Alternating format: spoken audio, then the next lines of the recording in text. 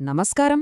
కాకినాడ త్రినాథ్ గారు అందించిన వివరాల ఆధారంగా రైల్వే తత్కాల్ టికెట్ బుకింగ్ విధానంలో వచ్చిన ఒక సూపర్ అప్డేట్ గురించిన ఈ విశ్లేషణకు స్వాగతం. ప్రయాణికులు తత్కాల్ టికెట్ల కోసం గతంలో పడ్డ పాట్లన్నీ కావు. కాని ఇప్పుడు మన భారతీయ రైల్వే ఒక సరికొత్త టోకెన్ విధానాన్ని తీసుకొచ్చింది.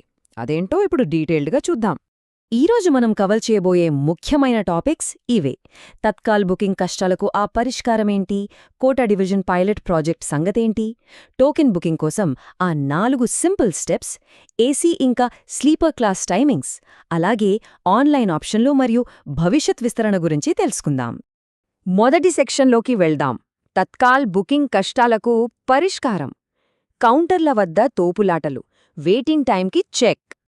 కొన్నేళ్లుగా మనం చూస్తూనే ఉన్నాం. ఒక తత్కాల్ టికెట్ కోసం కౌంటర్ల వద్ద గంటల తరబడి నిలబడడం, ఆ తోపులాటలు, అబ్బా ఎంత నరకం కదా! ఆ క్యూలో నిలబడి కాళ్లు లాగేయడం, కొందరైతే నీరసించి కళ్ళు తిరిగి పడిపోయిన సందర్భాలు కూడా చాలానే ఉన్నాయి. ఇకపై ఆ ఫిజికల్ స్ట్రెయిన్, ఆ కష్టాలకు శాశ్వతంగా స్వస్తి పలకబోతున్నారు. అసలు ఈ టోకెన్ విధానం ఎందుకు? ఒక్కసారి స్టేషన్ మేనేజ్మెంట్ కోణంలో ఆలోచించండి. కౌంటర్ల వద్ద ఆ గందరగోళాన్ని తగ్గించి క్యూలైన్లను ఒక పద్ధతిలో ఉంచడానికి ఇది చాలా అవసరం. ఇలా క్రమశిక్షణతో ఉంటే ఖచ్చితంగా తోపులాటలు ఉండవు, ప్రమాదాలు జరగవు. దీనివల్ల పారదర్శకత పెరుగుతుంది. అంటే ఎవరివంతు ఎప్పుడొస్తుందో అందరికీ క్లియర్గా తెలుస్తుంది.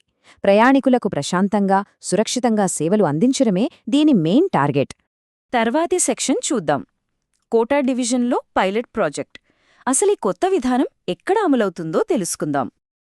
ప్రస్తుతానికి ఈ అద్భుతమైన pilot project west central railway పరిధిలోని కోతా డివిజన్లో అధికారికంగా అమలవుతోంది. అక్కడొక ప్రయాణికుడిని అడిగితే ఏమంటారో తెలుసా? సార్, మునుపట్లా ఇప్పుడు ఎలాంటి టెన్షన్ లేదు. వచ్చామా, టోకెన్ తీసుకున్నామా, ప్రశాంతంగా కూర్చున్నామా, మన నంబర్ రాగానే టికెట్ తీసుకున్నామా అన్నట్లుంది. ఇది నిజంగా రైల్వే అధికారులకు కూడా ఒక పెద్ద రిలీఫ్ కదా. ఇక మనం 3వ సెక్షన్కి వెళ్దాం.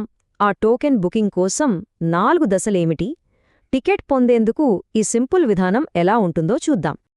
ఈ ప్రాసెస్ ఎంత సింపుల్ అంటే కేవలం 4 స్టెప్స్ అంతే. ఫస్ట్, మీరు కరెక్ట్ టైంకి బుకింగ్ ఆఫీస్కు చేరుకోవాలి. సెకండ్, మీరు ఏ క్లాస్లో ప్రయాణించాలనుకుంటున్నారో దానికి సంబంధించిన టోకెన్ కలెక్ట్ చేసుకోవాలి.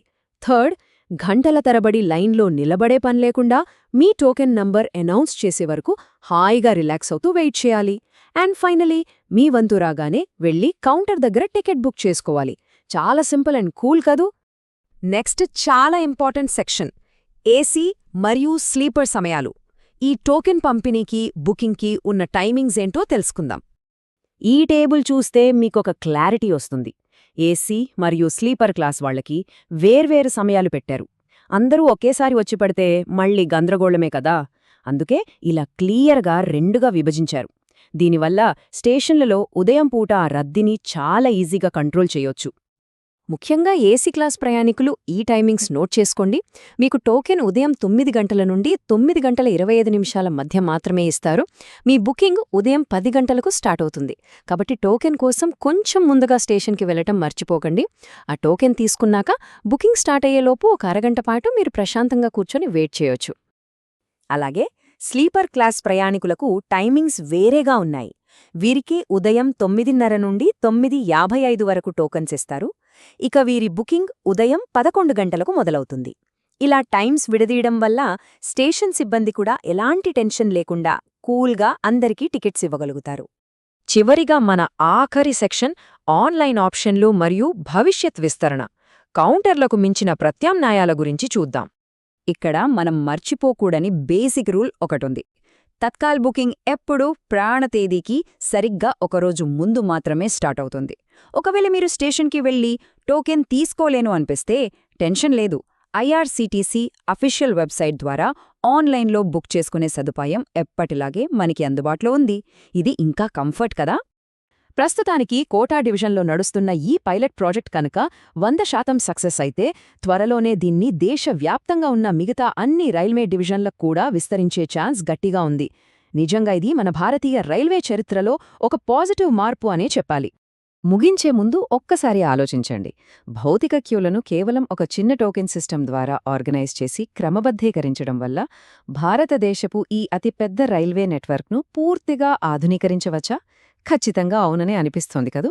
ఇలాంటి చిన్న సిస్టమాటిక్ మార్పులే ప్రయాణికులకు పెద్ద రిలీఫ్నిస్తాయి.